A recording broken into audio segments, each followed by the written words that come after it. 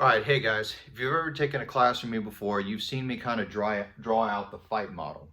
Um, Typically what I try and do is when we go through that first beginning part of the class, I try and give you guys a little bit of background on what it is that we're going to be doing and kind of a little bit of the methodology on how we're going to get there so that you understand that there's a method to the madness. But I typically don't have the time because we try and keep that morning discussion down to about 30 minutes tops. I don't have the time to break down this thing in great detail and explain each different section and why it is that we're doing what it is that we're doing. So the one thing that I want to kind of look at is that this is our fight model and this is our order of priority. When we talk about order of priority, we have to understand that there are certain things that take precedence in a fight over other things. For instance, in Brazilian Jiu-Jitsu, we say that it's position before submission. Because if I cannot secure a position, I'll never be in a place to get to a submission. Well, by the same token, if I'm on the defensive side of that equation, if I'm trying to choke you while you're in the mount on me, that would be applying that in reverse. That would be submission before position. And if you've ever done any kind of BJJ, then you know that the problem that you're going to have there is that you're exposing yourself to attacks from him because you didn't secure the position first. So whether you're on the offensive side of the equation or whether you're on the defensive side of the equation, in BJJ, it's always position before submission. Now, when we start going into weapons, we need to understand that there's a fight priority there as well. And it's position before submission, weapon above all else.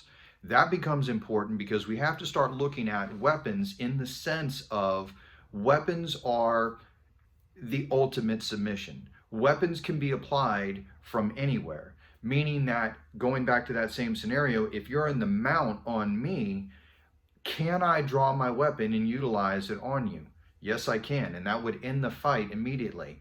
But what are the inherent drawbacks there? Well, me introducing a weapon into an environment that I don't control yet is inherently dangerous for me because the risk of me being disarmed and having the weapon taken away is greater. So we have all these principles and concepts and we have all these different things laid out, but what we don't have laid out is a system for looking at these things in a prioritized manner where we can go through and we can say, I acted out of order here, or I acted within the confines of my priority system here. We need to have some way of defining that, and that's what I've gone ahead and laid out here. So when we're talking about this fight model, what we have to understand is that we're talking about combatives. We're talking about that close range engagement there. And when we're talking about combatives, it's contact distance. When we start getting out at range, where you're engaging guys at 200 yards or something like that, that becomes a completely different element, in and of itself. We're not talking about that. So we have to understand is that we're talking about contact distance here. And we're talking about contact distance here. There's only two ways. There's only two ways that this fight is going to end up taking place. Either you are going to enter his space or he is going to enter yours. And when I'm talking about entering your space, I'm talking about that bubble, that area around you that you would consider your comfort zone for a acquaintance, for someone that you're just meeting or whatever.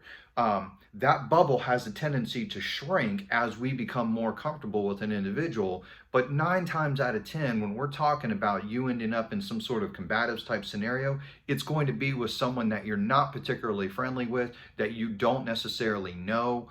So you're going to be talking, that bubble is going to be out at about roughly just outside of arm's reach. And we'll get into that when we get into pre-attack indicators and the visual cone and stuff like that, which is going to come later on. But what I do want to, kind of get across here is that that bubble is going to either be penetrated by you penetrating his because you saw something happen and you reacted to it, or he is going to penetrate yours because he threw a punch, he came at you with a knife, whatever, he's coming at you and penetrating that bubble in order to get within that arm's reach of you. So that's the only two ways that this fight is going to take place. And when we look at that, what we have is we have basically the action model, and the reaction model. So the action model and the reaction model, we'll get into pre-attack indicators and stuff like that, but basically what we're talking about is this action is you seeing some sort of clue and you entering his space, or reaction, meaning he got the jump on you and now you are having to respond to whatever it is that he's doing.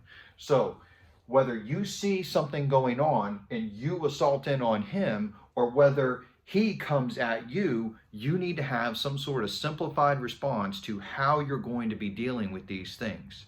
So those are the first two things that we're going to deal with here. And the first thing I've already kind of talked about is assaulting in. So as I see these things going down, I see something that I don't like. You guys who have taken classes from me know that I talk about the hand leaving the fight a lot. We have to understand that when we're talking about the hand leaving the fight, typically we're talking about within the actual engagement. So we're grappling, we're punching, we're doing all this, and all of a sudden the hand disappears and it goes somewhere that we can't see anymore. That would be uncharacteristic and that would be inherently dangerous for me. So that's a problem.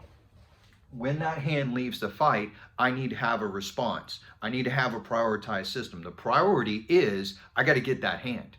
Whatever it's going for, it's not good for me. Now, the same thing goes when we're talking about those moments before the engagement actually kicks off. When we're in that conversational mode, when we're talking and this individual all of a sudden just nonchalantly takes his hand and reaches back there, if there's something, kicking off and your spidey senses are all, on edge here, and all of a sudden that hand leaves that situation, that's a good indication that something is about to kick off here. And again, we'll get into that when we talk about pre-attack indicators. But what I need to have is I need to have a response. So our response is we got to go after that hand. Wherever that hand went, it's certainly not in our best interest. And that's when we start getting into things like A-frames and clinches and seatbelt grips and all of these different things in order to be able to tie up. So the other thing is, on that reaction side, we didn't react when that hand left. So I need to have some sort of simplified response to be able to deal with whatever it is that's going on here. So we're sitting here talking, hand leaves the fight, comes back out, and now it's got a knife. Okay, I need to be able to respond to that in a simplified manner.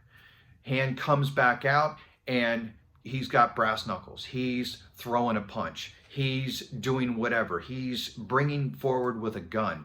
Whatever the situation is, what we have to understand is that when this side of the equation starts to kick in, I need a simplified response that is going to deal with a myriad of circumstances, but not land me in prison for the rest of my life.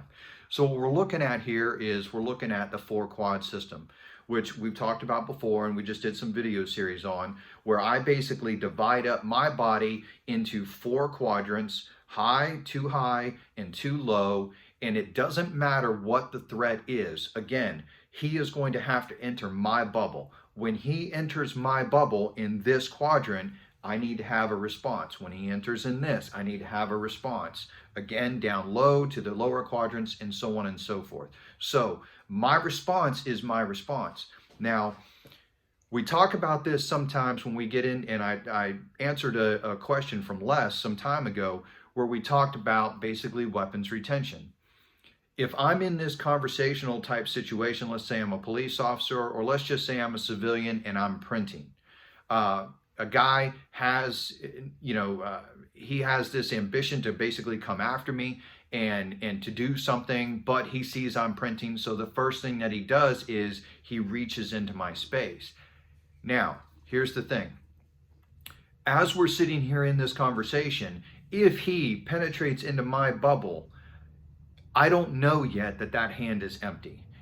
Keep in mind that this thing is going to happen explosively. It's going to happen quickly. It's going to happen, chances are it's going to happen in a way that you're not going to be necessarily friendly to. So what I need to understand is that as he's entering into there, I don't yet have enough information to know Is he striking me? Is he reaching for something on my belt line? Is he coming at my abdomen with a knife? So I need to have a response that deals with all those circumstances, and that's where we get into the 4 quads. So when we're talking about the 4 quads defense, what we want to be able to do is we want to be able to take those 4 quadrants and turn it into something where we can get control of the fight. Ultimately, whether you're on the action side of the equation or the reaction side of the equation, that is your goal. You want to get control of the fight because, as we've talked about before in the past, distance does not necessarily equal time in any measurable manner that is going to affect the outcome of the fight to any significant degree. But control has the greatest degree of impact on that fight equation. So when we're looking at this, whether you're on the action side and you saw some cues that made you go in, or whether you're on the reaction side and you missed it and he penetrated into your bubble, your goal in both cases is to tie up to control. So we have a simplified manner where we're going from action to control, from reaction to control. That's what we want. We want that clinch. We want that tie up. I want control of this individual. We're going to get into this more as we go along, so you guys stay tuned.